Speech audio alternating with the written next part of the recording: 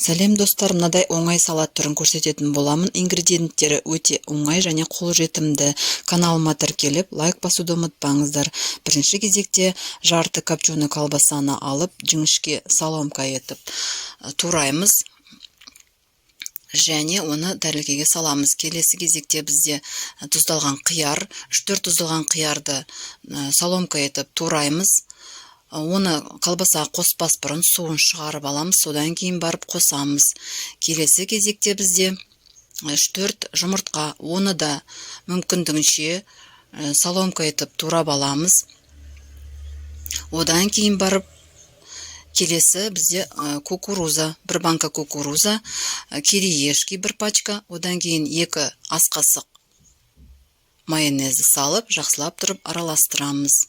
Салат жапырағы қосылған тәрелкеге әдемілеп, осылай әсемдеп салуға болады. Өте дәмді, қонақтарға ұнайтын болады. Мынандай жасыл пиязды үстіне турап салуға да болады.